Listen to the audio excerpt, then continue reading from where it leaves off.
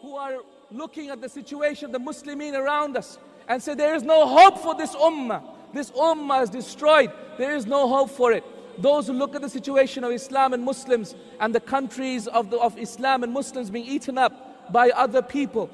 But Allah, I will tell you, every single person that has made an effect in this dunya was not a really great man before they became great. They were not particularly talented, not particularly educated, not particularly eloquent. They didn't need the permission of everybody. They didn't have the help of everyone as well.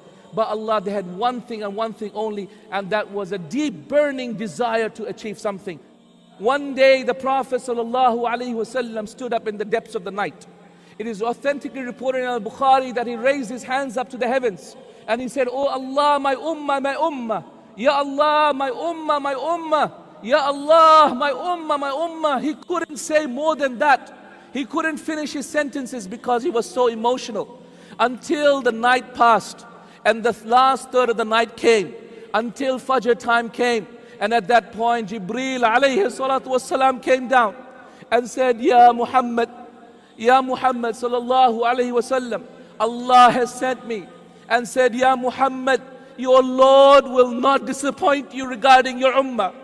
Your Lord will not disappoint you regarding your ummah. The question is, brothers and sisters in Islam, are we going to disappoint our Prophet sallallahu alaihi wasallam? Are we going to disappoint our Prophet sallallahu alaihi wasallam? Allah has promised our Prophet, He will not disappoint him regarding our ummah. The question is us. Are we going to otherwise not fulfill the promise of Allah and be a disappointment for our Prophet sallallahu alaihi wasallam? Be you of those people who fulfill His vision. Be you of those people who fulfill your love for Allah Azza wa Jal by pursuing the vision of Rasulullah sallallahu alaihi wasallam on this earth. Every single Muslim in this audience and out there, the billions of Muslimin, everyone will say, I love Allah or I want to love Allah. However, certain things prevent them from proving their love for Allah Azza wa Jal. The first thing that prevents them is this negativity. I can't be that great. I can't prove my love to Allah. I've done too much sins. I'm not someone special. I don't have Islamic knowledge. I only know so little. I'm not from a great family. I'm not a great speaker. How can I truly do so many things? How can I prove my actions? How can I increase my actions in order to prove my love to Allah Azza wa Jal? I'm no one special. But by Allah, you are special. You are special.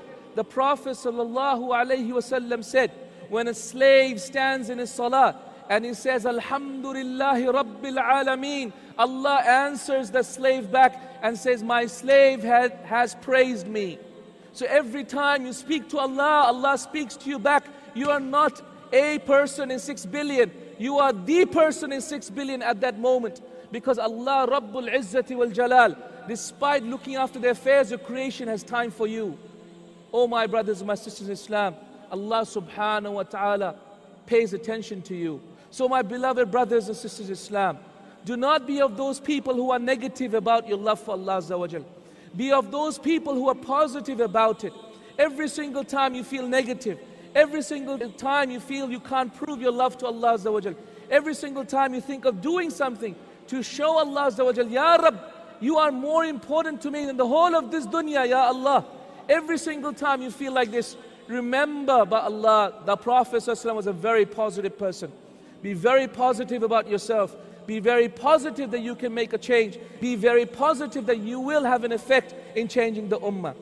My brothers and my sisters in Islam, how much does Allah Azza wa Jal love us is shown by the fact that even when we disobey Him, He still feeds us, He still clothes us, He still lets us breathe by Allah. He still provides for us and nourishes us and sustains us. Even whilst we're disobeying Him by Allah, even when we're committing that sin, Allah is still letting us breathe. Allah is still letting us eat our food. Ya salam. How great and how noble and how merciful is Allah subhanahu wa ta'ala. Indeed, it is because of this that one of His most beautiful names, Allah Azza wa Jalla, is revealed to us, told us about from the 99 names that we should memorize to go to Jannah. One of the names is Al-Wadud. Do you know what Al-Wadud means? He is the loving God.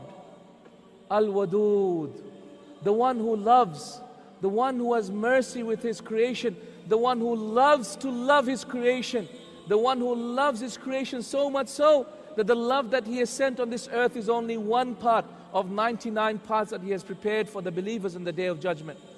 So my brothers and my sisters in Islam, what have you done to prove to Allah subhanahu wa ta'ala that you love Him?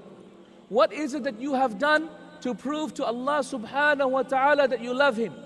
What actions can you identify with that you have done to prove to Allah subhanahu wa ta'ala when He asks you on the Day of Judgment, Ya abdi, O my slave, how have you proven that you love me so that I may love you back on this day? My slave, what have you done to prove that you love me? My brothers and my sisters in Islam, by Allah, there is not a single person, the one who is speaking and the one being spoken to, except that he will find a level of hypocrisy in his heart in this question by Allah. Indeed, the Prophet sallallahu alayhi wasallam said in the authentic hadith, Man ahabba liqa Allah, ahabba Allahu liqa'ah, wa man kariha liqa Allah, kariha Allahu liqa'ah. Whoever loves to meet Allah, Allah loves to meet him. And whoever hates to meet Allah, Allah hates to meet him.